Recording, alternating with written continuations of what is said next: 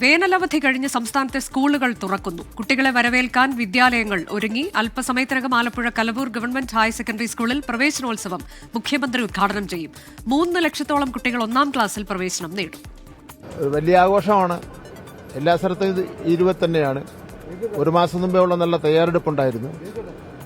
ഒരു മിനി വേനോത്സവം എന്ന് വേണമെങ്കിൽ പറയാം. ഒരു നാടൊന്നാകെ ഒറ്റക്കെട്ടായി നിൽക്കുകയാണ്. അങ്ങോട്ടുള്ള കലാപരിപാടികൾ കാര്യങ്ങളൊക്കെ 8:30 മണിക്ക് ആരംഭിക്കും. 9:30 മണിക്ക് CM എത്തും. നവാഗതരെ മിനിസ്റ്ററാണ് സ്വീകരിക്കുന്നത്. അപ്പോൾ പലതരത്തിലുള്ള എക്സ്പ്രഷനൊക്കെ നമ്മൾ കാണുന്നുണ്ട് കുഞ്ഞുങ്ങളെ. അപ്പോൾ എങ്ങനെ ഒരു മക്കളല്ലേ. ഞങ്ങളുടെ പ്രതിനിധികൾ വിഷ്ണു സുരേഷ് ആലപ്പുഴ കലവൂർ ഹയർ സെക്കൻഡറി സ്കൂളിൽ നിന്നൊപ്പം YS അഭിനന്ദ് കൂടി വിശദാംശങ്ങളുമായുണ്ട്. ആദ്യം വിഷ്ണു സുരേഷിലേക്കാണ്. വിഷ്ണു, മുഖ്യമന്ത്രി 9:30 എത്തുമെന്നുള്ളതാണ്. എല്ലാ ഒരുക്കങ്ങളും പൂർത്തിയായില്ലേ?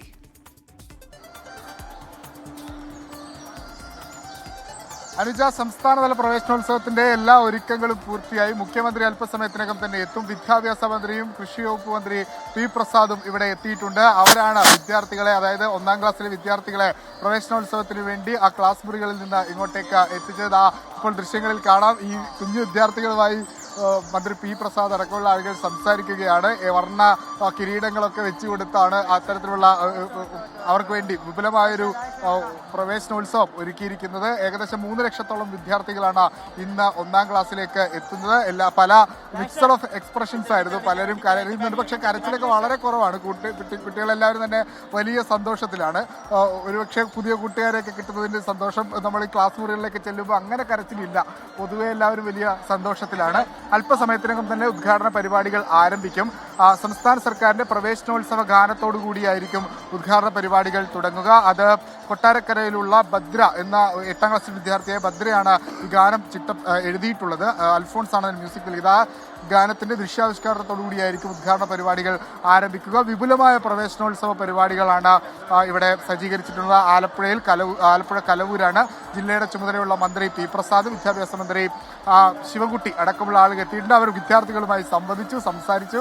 ഇത്തവണത്തെ അധ്യയന വർഷവുമായി ബന്ധപ്പെട്ട് ഒരുപാട് പ്രത്യേകതകൾ കൂടിയുണ്ട്. പ്രത്യേകിച്ച് ആദ്യത്തെ 2 ആഴ്ച അക്കാഡമിക്സിന് അപ്പുറത്തേക്ക് ചില കാര്യങ്ങൾ പഠിപ്പിക്കാൻ തീരുമാനിച്ചിട്ടുണ്ട്. അത് ലഹരിക്കെതിരെയുള്ള പൊതുബോധവും അക്കാര്യങ്ങളും എല്ലാമാണ്.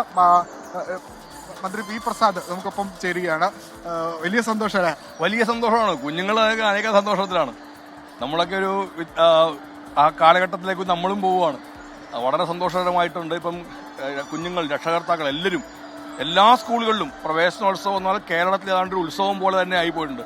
നമ്മളൊരു ഓണമൊക്കെയുള്ള ആഘോഷങ്ങൾ പോലെ തന്നെ ഏതാണ്ട് കേരളത്തിൽ പ്രവേശനോത്സവം എന്ന് പറയുന്നത് മാറിക്കഴിഞ്ഞിട്ടുണ്ട്. അതൊരു ചെറിയ കാര്യമല്ല. അപ്പോൾ കുഞ്ഞുങ്ങളുടെ വിദ്യാഭ്യാസത്തിന് കൊടുക്കുന്നൊരു പ്രാധാന്യമുണ്ട്. അതിനോട് പൊതുസമൂഹവും സർക്കാരുകളും സംവിധാനങ്ങളും എല്ലാം അതിന്റെ ഭാഗമായി തീരുകയും കൂടി ചെയ്യുമ്പോഴേക്കും അത് വലിയ ആഘോഷമായി തന്നെ മാറുന്നുണ്ട്. ഇന്നലെ മുതൽ തന്നെ മിക്കവാറും ഈ കുഞ്ഞുങ്ങളുടെ വീടുകളിലൊരു ഉത്സവ ചായയാണ്. ഞാൻ ചില വീടുകളിലൊക്കെ പോയപ്പോൾ എനിക്കത് മനസ്സിലായതാണ്. അപ്പോൾ എല്ലാവരും നാളത്തേക്കുള്ള ഒരുക്കത്തിലാണ് ഇന്നലെ തന്നെ കാണുന്നത്. ഇന്ന് നമുക്ക് വളരെ നേരത്തെ തന്നെ കുഞ്ഞുങ്ങൾ, അവരുടെ കുടുംബാംഗങ്ങൾ എല്ലാവരും ഇതിൽ പങ്കാളിയാവാൻ വേണ്ടി എത്തിയിരിക്കുകയാണ്. അതുകൊണ്ടൊരു വിദ്യാഭ്യാസത്തിന്റെ തുടക്കം എന്ന് പറയുന്നത് ഏറ്റവും സന്തോഷകരമായ ഒന്നായി ഒരു കുഞ്ഞിന് ഫീൽ ചെയ്യുന്നു. അവരുടെ രക്ഷകർത്താക്കൾക്ക് അതിനെ ഫീൽ ചെയ്യുന്നു. അപ്പൊ ഇതൊരു ചെറിയ കാര്യമല്ല, ഒരു വലിയ കാര്യമായിട്ടാണ് ഇതിനെല്ലാം കണക്കാക്കുന്നത്. ഈ അക്കാഡമിക്സിന് അപ്പുറത്ത് നമ്മൾ കുറച്ച് കാര്യങ്ങൾ കൂടി പഠിപ്പിക്കുന്നുണ്ട്. ലഹരിക്കെതിരെയുള്ള ബോധം, സൈബർ ഇടത്തിലുള്ള ബോധം, അങ്ങനെയുള്ള അതൊക്കെ എങ്ങനെയാണ് ടെക്സ്റ്റ് ബുക്കിന് അപ്പുറത്തുള്ള കുറച്ച് കാര്യങ്ങൾ? തീർച്ചയായിട്ടും കേരളത്തിന്റെ പാഠപുസ്തകങ്ങൾക്കകത്തൊക്കെ വന്നിരിക്കുന്ന മാറ്റങ്ങൾ തന്നെ ചെറുതല്ല. ഞാൻ കഴിഞ്ഞ ദിവസം ഒരു പാഠപുസ്തകം നോക്കിയതാണ്. നമ്മളൊക്കെ അത്ഭുതപ്പെടുത്തുന്ന ഇപ്പൊ കൃഷി കാര്യങ്ങൾ ഞാനത് കണ്ട ഒരാളാണ്. അതേപോലെ തന്നെയാണ് ഇപ്പൊ ഈ സൈബർ കാര്യങ്ങൾ. ഒരു കുഞ്ഞ് വളരെ ചെറുപ്പത്തിൽ ഒരു 3 വയസ്സുകാരനൊക്കെ മൊബൈൽ ഫോൺ കൈകാര്യം ചെയ്യുന്നിടത്തേക്ക് എത്തുന്ന കാലത്താണ് നമ്മൾ നിൽക്കുന്നതെല്ലാം.